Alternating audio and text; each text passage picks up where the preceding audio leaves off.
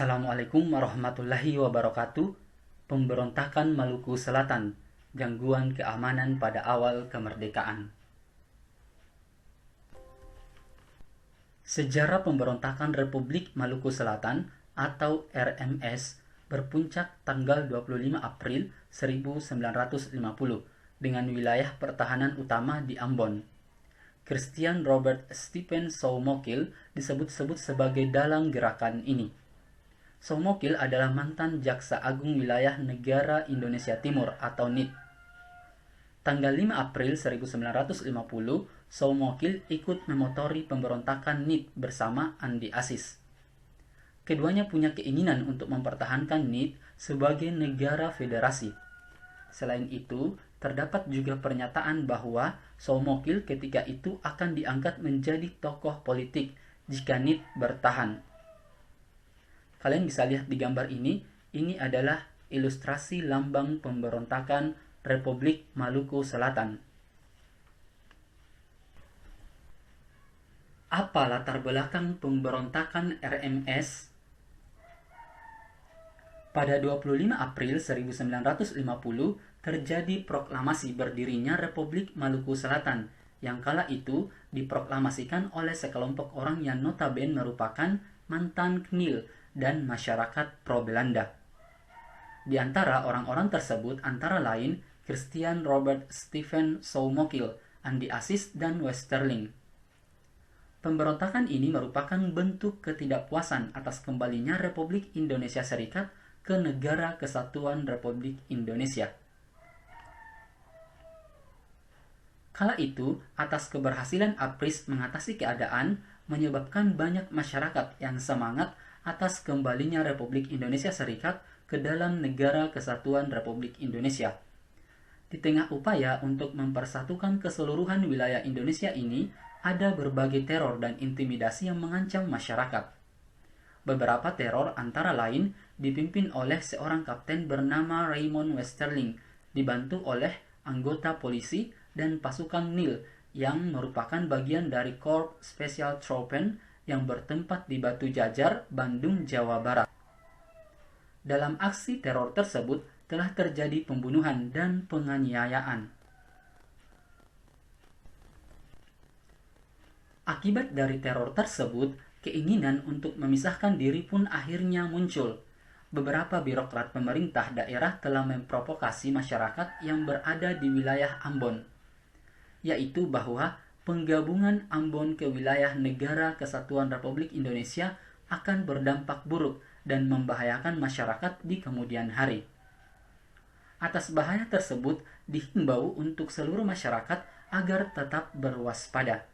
Pada tahun 1950, tepatnya pada tanggal 20 April, telah diajukan mosi tidak percaya kepada Parlemen NIT. Hal ini dengan maksud agar Kabinet NIT atau Negara Indonesia Timur meletakkan jabatannya untuk bisa bergabung ke dalam Negara Kesatuan Republik Indonesia.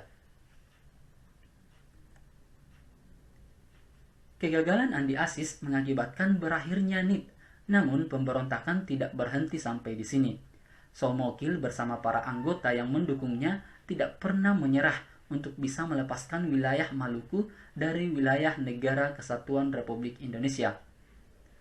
Bahkan, mereka melakukan sebuah perundingan untuk melakukan pemberontakan bersama para anggota KNIL. Dalam perundingan yang dilakukan di wilayah Ambon tersebut, yang dihadiri oleh para pemuka KNIL, Soumokil, Insinyur Manusaman, berencana untuk daerah Maluku Selatan menjadi daerah mereka. Bahkan jika perlu, membunuh seluruh anggota dewan yang ada di Maluku Selatan agar bisa melakukan proklamasi kemerdekaan di wilayah yang disebutkan. Pada rapat kedua, J. Manuhutu terpaksa hadir di bawah ancaman senjata.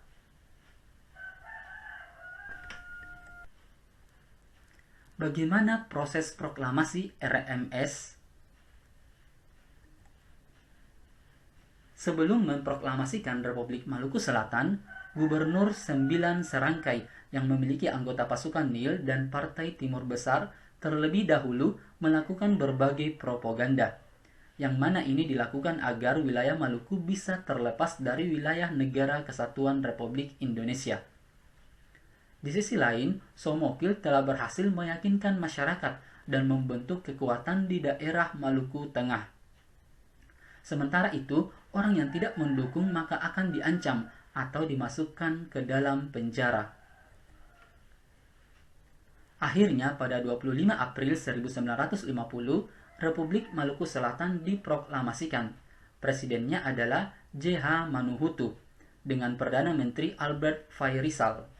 Beberapa menteri terpilih antara lain MRDR-CR-S Somokil, DJ Gaspers, JB Patirajiwane, J. Taule, Norimarna, Lokolla, Peter, A. Nonholi, Z. Pesuarisa, dan IRJA Manusama.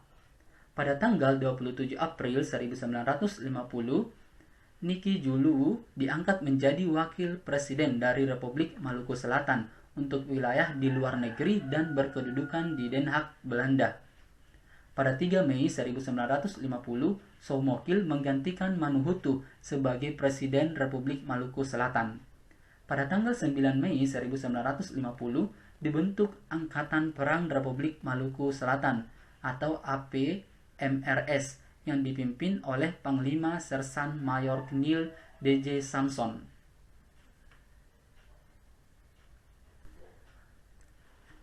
Bagaimana upaya penumpasan RMS? Pemerintah Republik Indonesia berusaha menggunakan jalan damai untuk mengatasi pemberontakan yang terjadi di wilayah Maluku ini. Cara yang dilakukan pemerintah antara lain adalah mengirim misi perdamaian yang dipimpin oleh tokoh asli Maluku, yaitu Dr. Leimena. Namun sayangnya upaya tersebut ditolak oleh Somokil. Selanjutnya, mengirimkan misi perdamaian yang melalui dari dokter, politikus, pendeta, dan wartawan juga, tapi tetap tidak dapat bertemu dengan Somokil. Karena upaya perdamaian ditolak, dilakukanlah agresi militer untuk membersihkan gerakan RMS. Pasukan ini diberi nama Gerakan Operasi Militer 3 yang dipimpin oleh Kolonel A.E. Kawilarang. Operasi itu dimulai pada 14 Juli 1950. Sementara itu, pada 15 Juli 1950, negara RMS mengumumkan bahwa kondisi negara dalam keadaan berbahaya.